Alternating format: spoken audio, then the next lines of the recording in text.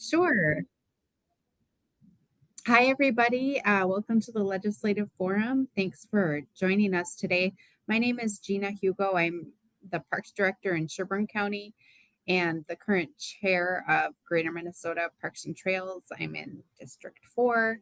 Happy to have you all here. There's a lot going on at the legislature. I'm sure if you listen to or watch any of the news, you have heard about some of the most exciting things. And so, yeah, glad to have you all here today. And I'll pass it off to Brad next. Oh, Brad Harrington with Rat County Parks and Rec. I'm part of the board as well. I am the secretary, I think is the best way to put it. Elizabeth and Gina asked me to jump. I asked how high, and we go about that way. Yeah, right. We don't play jump rope. And since we have a small group, could we just go around and do introductions real quick?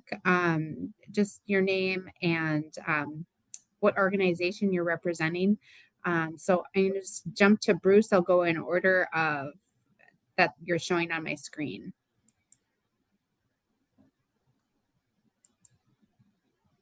Yes, I'm sorry. Bruce Starkey. I'm the Monoman County Administrator. So I'm glad to hear that you're getting snow. We have some, but could always use more for the snowmobilers. But yeah, as long as there's warmer temperatures coming forward, that's what we're hoping for. It's been really cold the last couple weeks here. So, but thanks for having me. Thanks, Bruce. Jeff. Yeah, my name is Jeff Feast. I'm a park planner with the city of Rochester. So you're probably used to seeing Mike Nigber, but he's on vacation. So thought I would sit in, and I'm going to try and be involved. Is it next Tuesday or 2 weeks from Tuesday? 2 weeks. 2 weeks. Okay. Awesome. So yeah, that's me. Great. Thanks, Jeff. Welcome. Okay, we'll go to Jessica. Hi, everybody. Jessica Peterson, Parks and Recreation Director at the City of Duluth. I am tag teaming and doubling as a mom at home today, so you don't need to see what all is going on in the background here. Actually, that sounds like a lot of fun. So, well, thanks for making time, Jessica. We'll go to Charlotte next. I am an individual member of Greater Minnesota Parks and Trails, and also a member of a grassroots group here in St. Cloud called Natural Parks and Trails Coalition. And it is snowing here in St. Cloud. Well, glad to have you here, Charlotte. Thank you. And then last but not least, Mary Jo. Hi there, Mary Jo Knutson, an admin specialist with the city of Owatonna, and we are currently getting snow now too. Great. And then Elizabeth is last but not least, and then you can just take it away. Awesome. Thank you. Elizabeth Wefel. I am an attorney lobbyist here at the firm of Flaherty and Hood. And one of my clients, and perhaps my favorite client, is the Greater Minnesota Parks and Trails. And so I'm going to be telling you about kind of where we're at in the legislative session. This builds a little bit on what we did last time. This is different than what if you guys are planning on coming to Legislative Action Day. Promise you it is going to be different. That's going to be a little more. Well, it'll be different. So I'm just going to take it from there. So, just my agenda for today, and I apologize that I'm using a PowerPoint, as I jokingly told a few of you, it's to keep things on track. And by things, I mean me. It will keep me focused. And so kind of what I want to cover today is just at a very high level. Where is the legislative session at? I think we spent a lot of time. We met last time 3 days before it started, and it was chaos. Slightly less chaotic now. We're going to talk about our legislative agenda and what's going on with there. So I'll remind you what our agenda is, status of our legislation, and the status of other, that should say other, not either, priorities, as well as what else are we watching and what can you do to help. So This is just a quick reminder. I'm gonna use this every time we talk about legislative, but advocacy in your role. At its core, this group was founded to advocate for the parks and trails of Greater Minnesota. Legislative advocacy is a team sport. I'm the lead up here at the legislature because I'm the lobbyist, but quite frankly, people see me a lot up here, and that's why others are very important. The board and executive team drive the ship with our legislative policies and agenda as the guide stone. And I mention this because as issues come up during the legislature, or during the legislative session, I do have questions. So our board and executive team will often help me make choices in terms of what we do. But then honestly, you guys are all probably the most important piece of this team. Your members, they'll listen to me, they're gonna listen more to you. And I think that's why it's really important for you to have a role and to be talking to your legislators. So that being said, let's talk about our agenda. First we're going to talk about the session. Again, like Gina said, unless you've been hiding under a rock, you've probably noticed that it's been a little chaotic here, but the session has begun in earnest. Just as a recap, the first day of session was January 14th, a month ago. DFL stayed home to prevent a quorum. Not going to talk about what a quorum is, but the GOP continued as if nothing had happened. Supreme Court agreed with the DFL, no quorum, which really brought things to a standstill, which often drives an agreement, and that's what we had here. The House reached a power sharing agreement for what looks like will be the rest of the legislative session. So what we are waiting on right now is the special election that I believe is scheduled for March 11th. And what that will determine is a seat up in Roseville, and it will tell us, is there a 50-50 tie in control for the House? Or, I'm going to be honest, everybody thinks the DFL will win, but strange things happen. Assuming the DFL wins, then we will be sort of at an equal, both bodies will be equal in the House. Right now, the Republicans have a majority. So as part of their power sharing agreement, Lisa Damuth became Speaker of the House, and she will remain for the next 2 years. Originally they had talked about sharing power, then all this other chaos happened, and that's not going to happen. She will be the Speaker. But as soon as we hit the March 11th point and the new legislator is sworn in, what will happen is that our committees are going to be equally divided between Democrats and Republicans, with the exception of one committee on fraud. And then there will be co-chairs of each committee. So so they've got that. They've been going forward still right now, again, because the GOP remains in charge. They are chaired simply by a single body or a single person.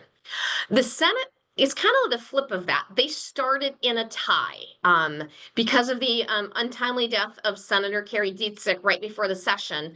They were short one senator when everything began.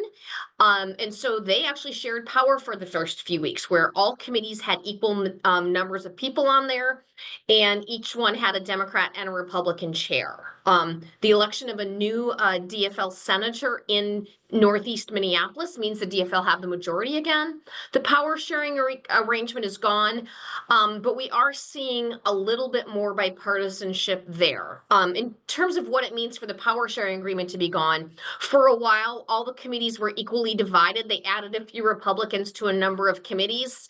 On some committees, they've kept a few of the new Republicans, others they have not. For example, probably the most important committee for us in the Senate is the Environment and Legacy Committee. There were 2 Republicans who were briefly on there, and now they're both gone. That would have been Drazkowski and Westrom. I was okay with Senator Westrom being on there. Senator Drazkowski is openly hostile to legacy and Parks and Trails funding. So I am going to be honest, not sad to see him go. Translating the agenda and policies into legislation. So as you may remember, we have sort of 4 affirmative things we'd like to see happen this legislative session.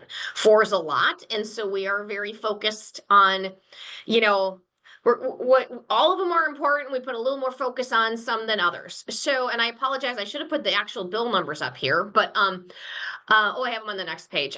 Bill number 1 is to appropriate 20% of the legacy funds to Greater Minnesota Regional Parks and Trails, and that will be Bill SF 1039. It also addresses fees that are paid to the DNR. Second bill is to pay for the commission of the general fund. Other legislation, we are supporting passage of the LCC-MAR bill, as well as inclusion of parks and trails in the final bonding bill.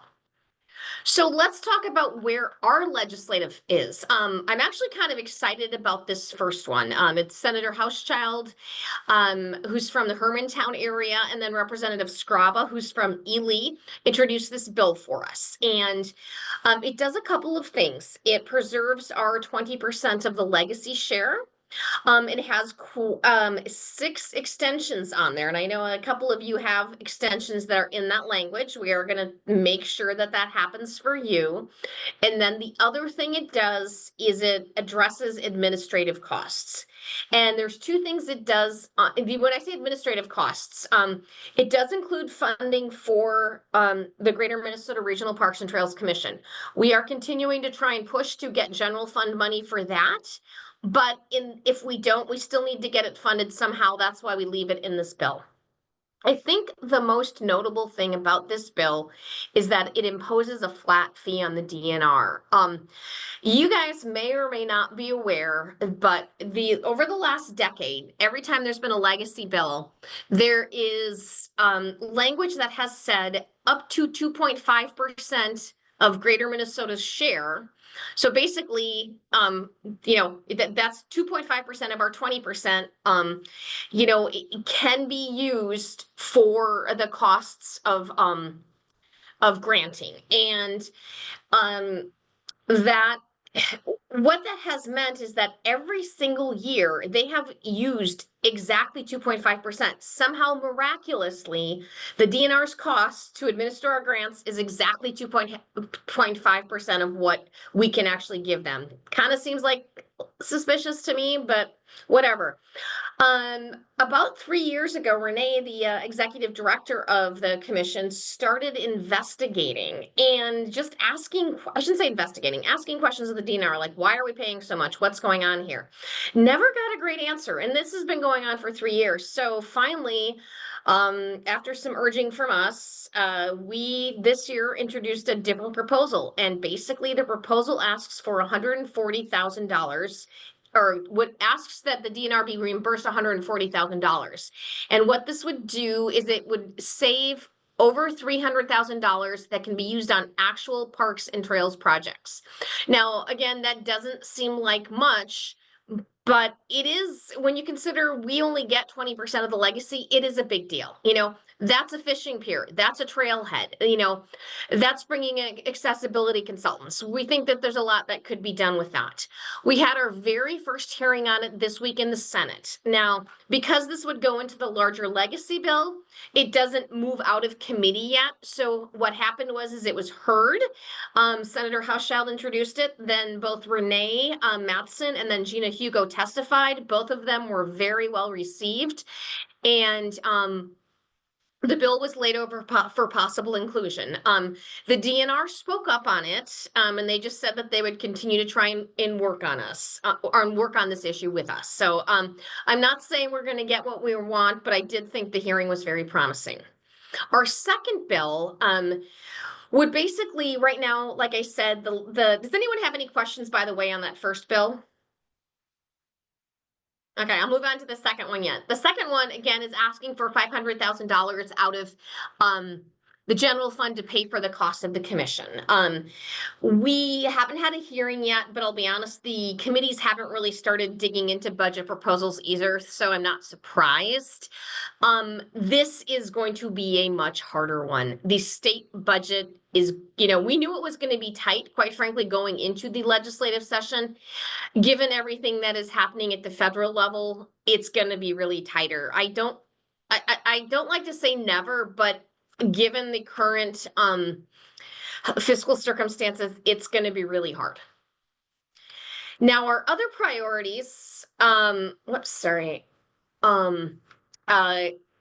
the LCCMR bill, I haven't seen it introduced in the House yet, but it has been introduced in the Senate. I'll be honest, one thing that happened you know, about a week and a half ago when the Supreme Court ruled that there was no quorum and that the House should not have started doing business, it basically meant that all of the bills that had been introduced by the Republicans up to that point basically got bounced out and had to be reintroduced. And so what we've been seeing this week is a lot of the House bills coming in. Not all of them have made it. So there will be a House version of this bill. I don't know what it is yet.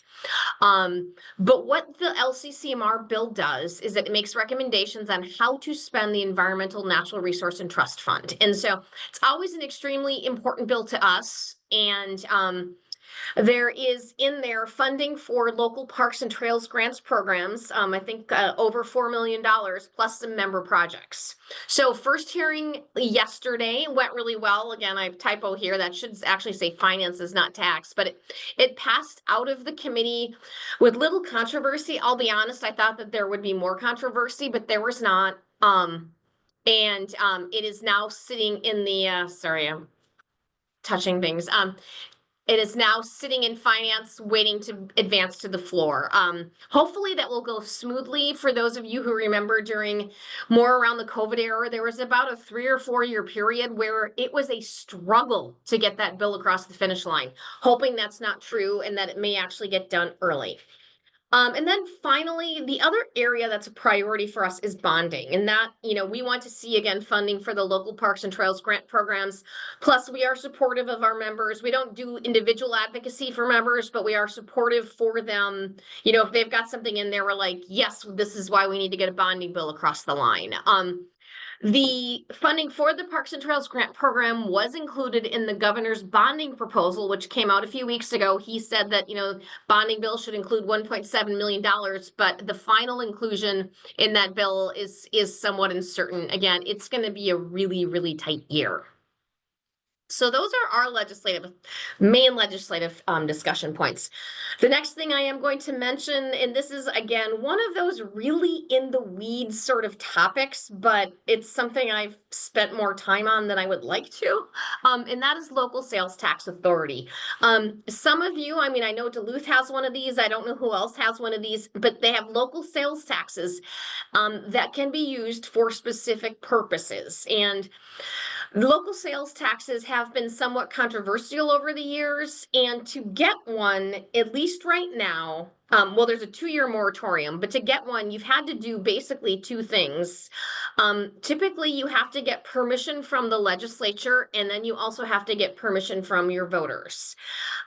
Several legislators were getting a little frustrated at all of the requests coming to them for permission. And so what they're trying to do is create an expedited process so that if the local sales tax that you want to impose will fund specific things that fall within a list, you would be eligible for an expedited process where you can skip the legislature and go straight to your voters. This popped up last session after a task force had gone forward and came up with some ideas on how that could look. And quite frankly, it was kind of, for whatever reason, this task force didn't actually talk to anyone who knew anything about parks and trails, which was really funny because, you know, Ben from Stearns County, one of his, I think it was one of his coworkers was on there and didn't think to walk down the hall and ask Ben the question about what should this look like? But the language that they came out with, quite frankly, was terrible and none of you would have qualified. And so what we have been trying to do is work on making sure that basically designated regional parks and trails, that if you are a designated regional park and trail, you are eligible for this expedited process. If you are not, that does not mean you wouldn't be eligible for a sales tax, but you would have to get legislative permission. We just thought that this was the cleanest and easiest way. Our biggest concern was that we didn't want to create a situation where people were trying to get around the commission process, get designated sort of for purposes of local sales tax, and then show up with their hands out for legacy money. And so discussions continue on that. It's where I hope we land. Again, a very in the weeds topic, but at the legislature, we are the experts on it. So we keep getting dragged into conversations. now those are all our priorities. I'm going to talk about some of the other stuff that I am seeing pop up. And these are things, I'm going to be honest, I don't know unless unless it seems to really impact some of our concerns. I don't know that we'll take any action on it. But if it is, if you think it is something we should be concerned about, let me know offline and I can talk to the board. The first thing is there's the creation of a grant program for outdoor education. This is I think it's a House Child bill. Brad Harrington was able to, Brad, which group was it that you thought this was aimed at? So digging into it a little bit more, if you look at the language, it says that it's only for organizations that provide overnight outdoor education. So it's like your Wolf Ridges and those kind of places that provide that information, that kind of stuff. It wouldn't benefit anything that we do. So with that language of providing the overnight accommodation, that's where it gets troublesome. Yeah. I'm just not, to be honest, it is going to be very hard to get new money for anything this year. I don't know if it's going to go anywhere. I'll keep an eye on it to the extent that it is in the Environment Committee, but we just kind of wanted you to know it's out there. There's also the Keep It Clean program, and this is a Senator Putnam bill. And again, I should probably do a better job of spell checking here. I did this late last night, but this would impose a surcharge on fishing house licenses. And basically, I do think, again, this would benefit our members. I just don't know that, I think this one is a good thing. It would benefit our members. I just don't know if we'll put any energy into it, but it would do is create a grant program to help you keep crap off of ice. And it basically is a fee that if you have an ice house, you pay, I think it's either $5 or $10 a year, and it's to help keep crap off ice. So, but Keep It Clean's a better name. Another issue, and this was something I was meeting with Representative Heinzman on something else, is the statewide bicycle pass fee. And this doesn't impact us directly, but I think it does have indirect, particularly for all of you who have city or county parks, or excuse me, city or county trails that run into state parks and trails. And what this does, it's very simple. It creates a requirement for a state bicycle pass for all state trails. It would be $25. I'll be honest, this has popped up every once in a while. We have typically not weighed in on it unless the Parks and Trails Council has really pressured us. And the reason we haven't weighed in on it that much is because, again, it's not our parks and trails.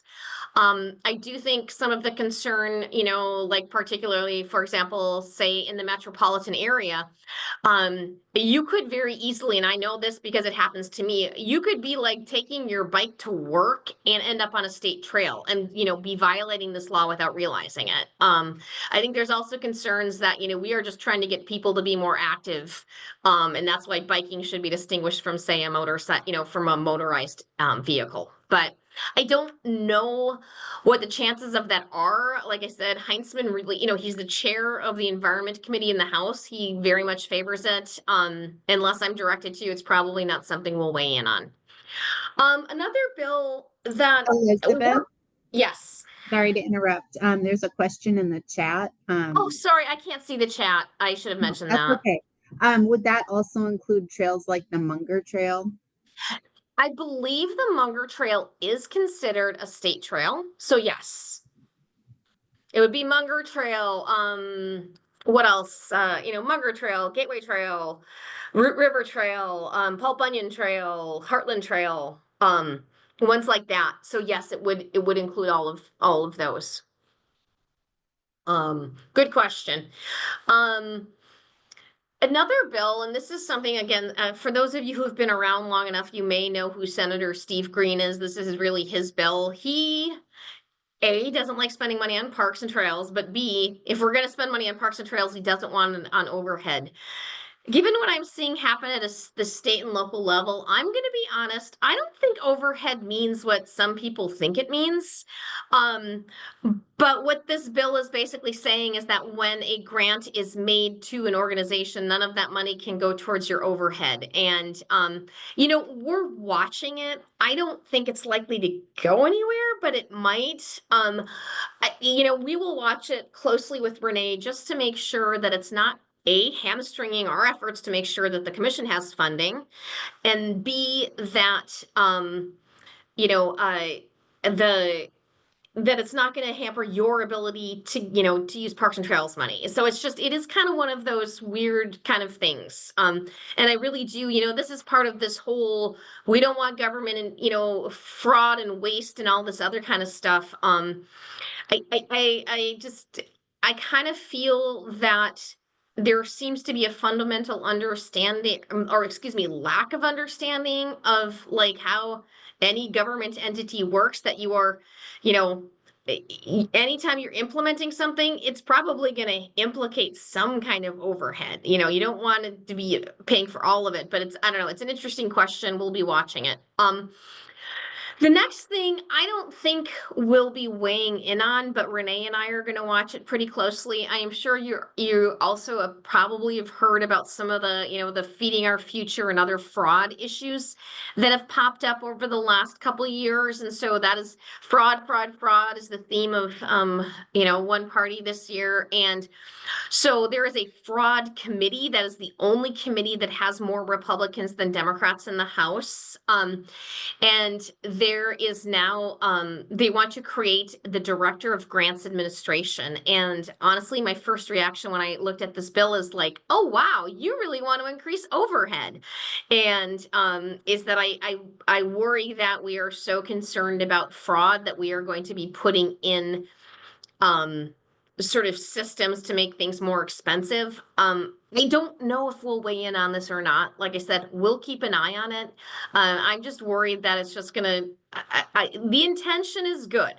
No one wants people paying fake restaurants for meals that should be going for kids. But on the other hand, when I look at the amount of overhead we're paying to the DNR right now on our grants, that also needs to change. So we'll see what happens. And Brad, if there's any other, Gina, thanks for the questions. Are there any other questions on those bills? I'll move to the next page. Okay, the next one, I don't have a bill number yet, and I'm going to be honest, I think that this will affect cities more than it will affect counties. I think it'll affect counties in more of an indirect way. So as you probably know, I also lobby for the Coalition of Greater Minnesota Cities, and my subject matter areas that I work on include land use. And over the last couple years, I've been spending a lot of time looking at legislation aimed at, trying to make housing more affordable, accessible, and get more done. And it's done through a frame of we are going to sort of make it cheaper and easier, ostensibly, to build housing.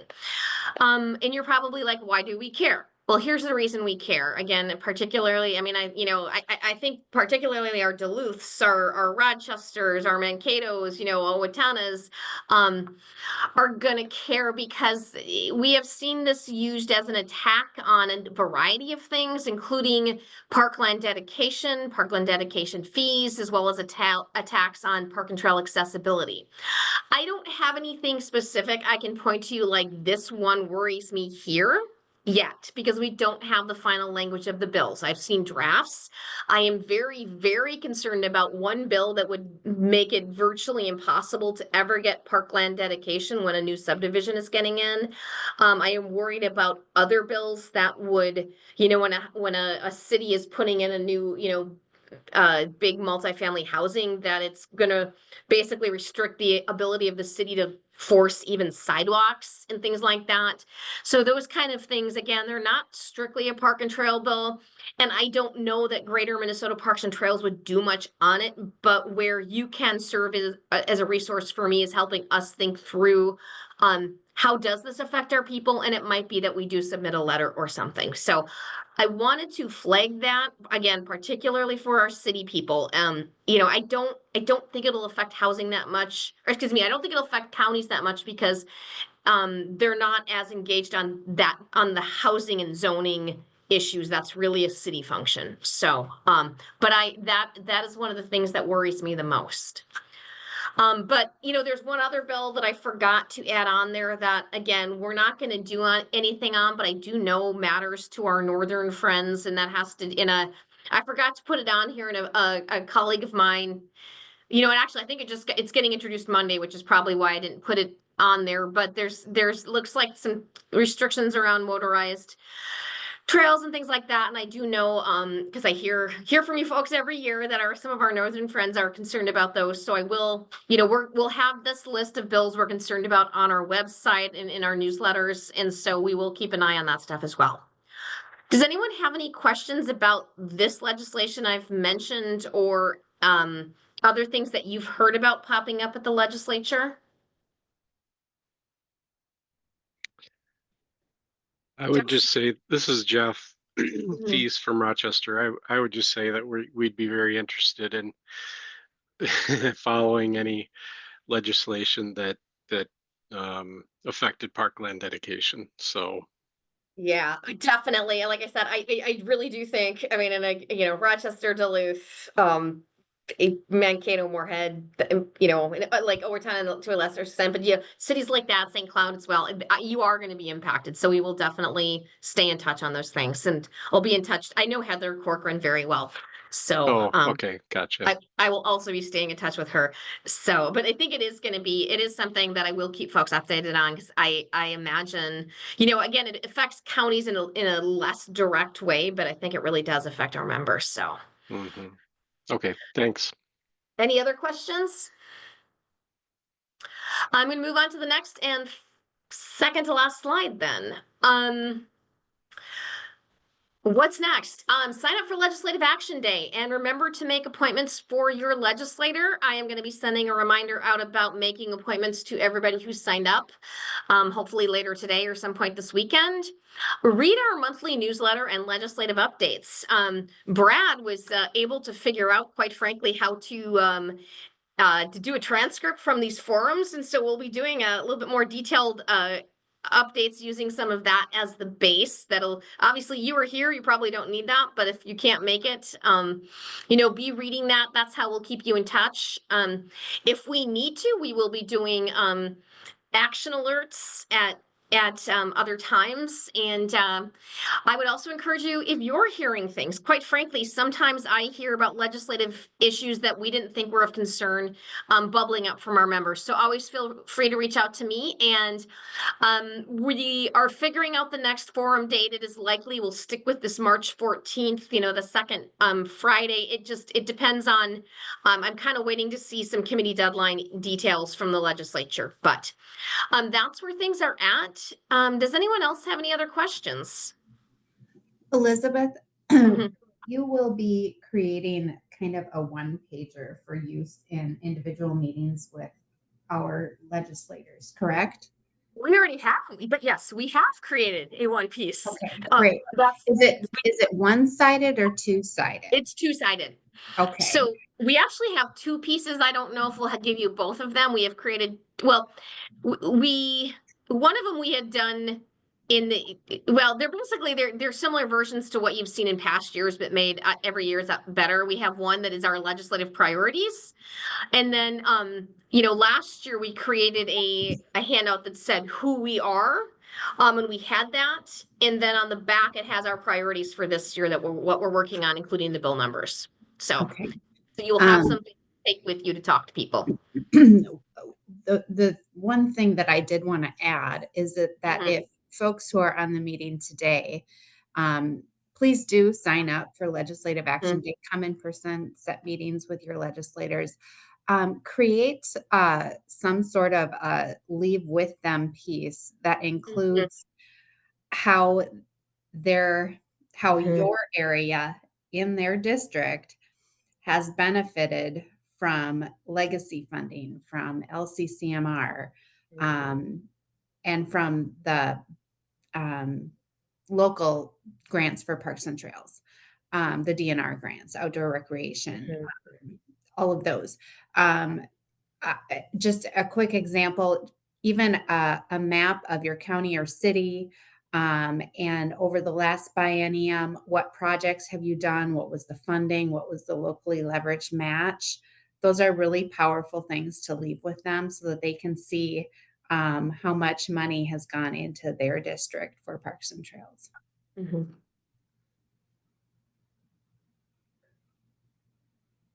Awesome. Thank you, Gina. Are there any other questions? And I will put a plug in, and not to pick on Jessica and Jeff, but given that you are from two of the cities, you know, and I will be following probably back up with both of you at some point on as we figure out what they're doing with the parkland dedication and trails. You know, I will. And I'll get some, Brad's been helpful on this in the past. It's always helpful if you see new research on how, I saw something the other day, like in the New York Times, and I forgot to clip it. But I do want to, you know, as we're having these discussions, continue to remind our legislators about why we have parkland dedication and trail connections and how important it is for the health, safety, and welfare, particularly of our kids, but of others to do that kind of stuff. So if you have great examples or stories, just, I always tell people, if you got good stories, let me know. So. Any last questions from anybody? Mm-hmm. Tips and tricks for getting through Valentine's Day? Mm-hmm. Kidding. Yep. Hi, Trevor. Yep, no problem. I think that's so. Well, thank you, everybody. I really appreciate you joining us, and hope to see you on Ledge Action Day. So, and then Brad, after we're done, can you just end the call, and the three of us can speak? Have a great day, everybody. Have a great Bye-bye. day. Yep. Thank you.